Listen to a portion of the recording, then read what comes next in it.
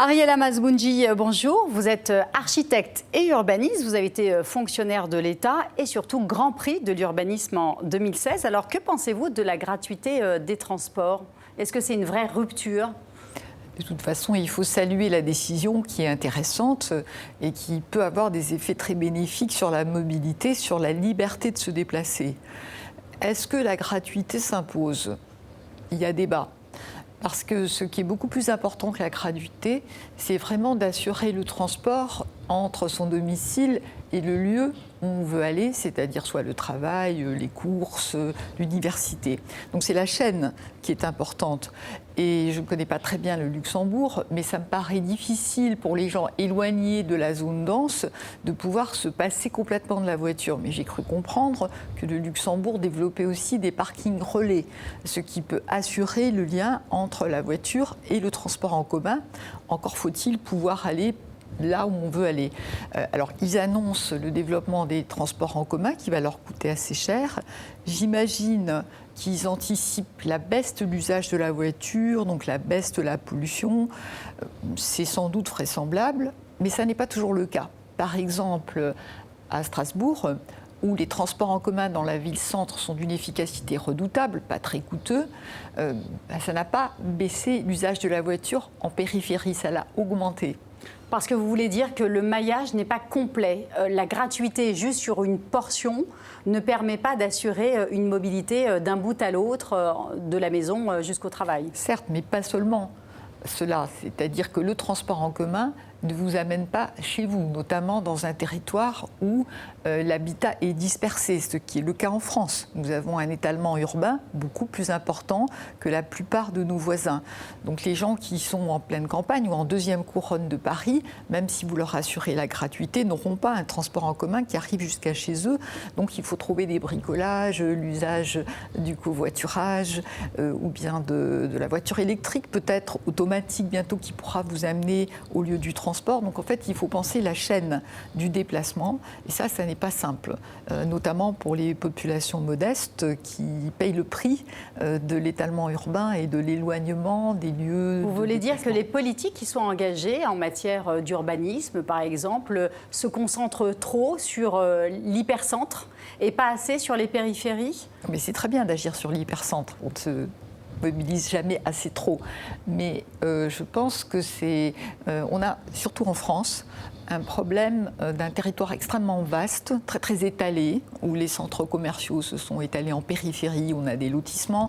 Donc il y a beaucoup de gens qui sont très éloignés des lieux de consommation, des lieux de l'université, des lieux de travail, et qui ont le plus grand mal à se déplacer et qui utilisent la voiture contraint et forcé. Ça leur coûte très cher aujourd'hui.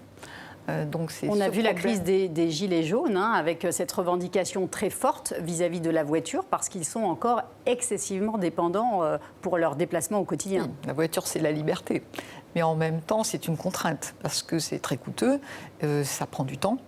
Et il y a en effet une réflexion à avoir sur ce que les Italiens appellent les territoires intérieurs, que moi j'appellerais les territoires oubliés, qui sont des gens éloignés en fait des pôles de consommation, des pôles de travail, qui sont très très dépendants de la voiture et qui ne trouvent pas dans la proximité de leur logement les services.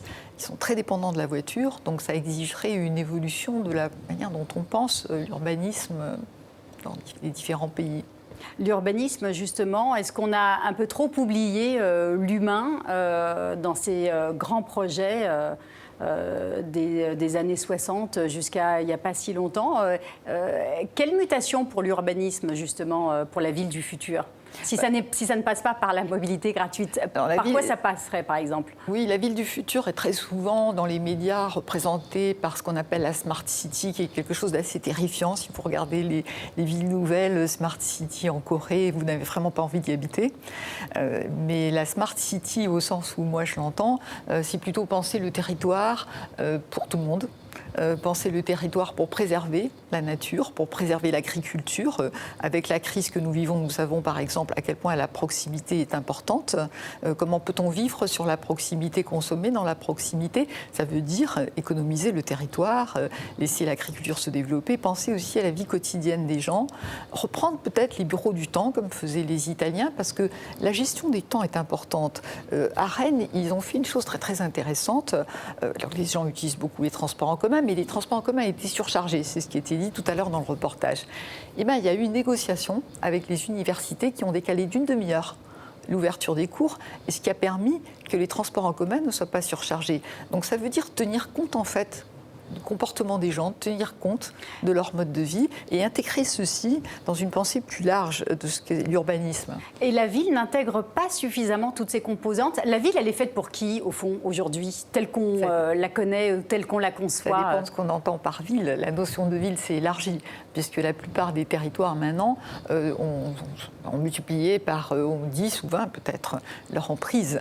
Donc si vous parlez de la ville dense, comme la ville de Paris ou comme le centre de Bordeaux, ce sont des territoires qui ont été prodigieusement améliorés, où la voiture a beaucoup moins sa place, mais on pense moins le territoire à plus grande échelle. Surtout en France, vous savez, on a quand même maintenant 35 000 communes. On est passé de 36 à 35 000. Donc on n'a pas la gouvernance à la bonne échelle. C'est-à-dire qu'on devrait pouvoir prendre des décisions sur les bassins de vie. Alors, la création des métropoles a apporté beaucoup à cet égard, mais il faut aller plus loin. Les Italiens, par exemple, ont inventé quelque chose de très très intéressant, qui est une stratégie nationale pour agir sur ces territoires en difficulté. Alors, c'est passionnant parce qu'ils vont voir ce que font les gens. Donc, les gens inventent des choses, et à partir de ce que font les gens, on le développe. On met les écoles en commun, on met des lieux de centralité, on peut développer aussi, bien sûr, le télétravail. On peut faire en sorte que les gens puissent rester où ils sont, et pas les déplacer, comme ce que vous m'avez montré tout à l'heure pour les Kurdes. Je cite juste un exemple qui peut vous intéresser. Turin a par exemple une stratégie qui permet aux gens de vivre et d'habiter en montagne et de travailler à Turin, en développant des nouvelles centralités, des lieux d'accueil. Remettre l'humain et l'expérience au cœur de l'urbanisme. Absolument, et l'inventivité de la population, de la société civile, des entreprises. Merci beaucoup d'avoir été notre invité, Ariel Masbounji.